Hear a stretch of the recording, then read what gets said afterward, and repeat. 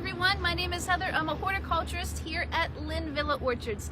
Happy first day of spring, and what better way to celebrate this gorgeous sunny spring day than to get out and start working in your garden. Today we're at the orchard's brand new octagonal barn garden installation. It's a really exciting project we have going on right now, and today we're actually planting trees for it. So we're going to walk through some of the do's and don'ts of planting trees, and really it's a little bit simpler than a lot of people make it out to be. We're going to make sure you know what you're doing and you feel comfortable so you can come on in, grab a tree, take it home, and improve your landscape.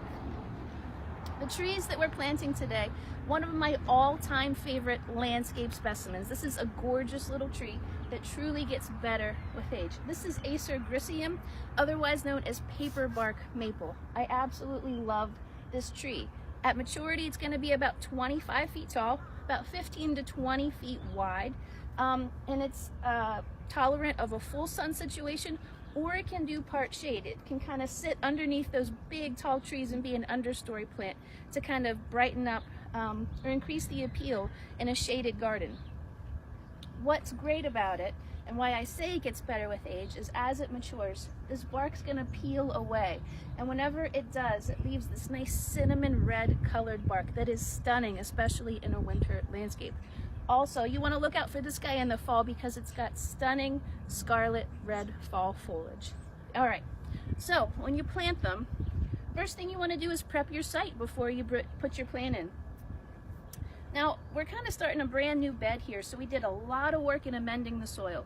If you're going about this just at home and you want to put one plant in, think about like a 3-foot ring, a 3-foot circle where that plant would go in the middle.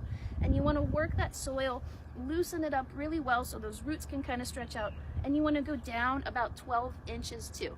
And again, that'll help those roots kind of take off and spread out, have like a nice environment for them to expand into. Keep in mind also, if you're planting in a landscape that is lawn, you want to make sure that the circle that your tree is getting planted in is at least 2 to 3 feet in diameter, and you want to mulch that afterwards. Part of that, probably the most important part of that, is it prevents mechanical injury. So anybody couldn't come along with like a weed whacker or a lawnmower and damage the tree. All right, so whenever your site's ready, you can dig your hole. The biggest thing is, again, you want to give it enough space. So in general, a good rule of thumb is about 2 times the diameter of the pot size that you get at the nursery. Also, you want to make sure you don't plant your tree too deep. If this soil level is equal with this soil level, or even this one can sit up a little bit higher when you plant it because there will be some settling, that's perfect. So then when you get your tree out of the pot, and keep in mind sometimes it's easier to get a tree out of a pot if you water it the night before. It'll help it wiggle out. Inspect the roots whenever you see it.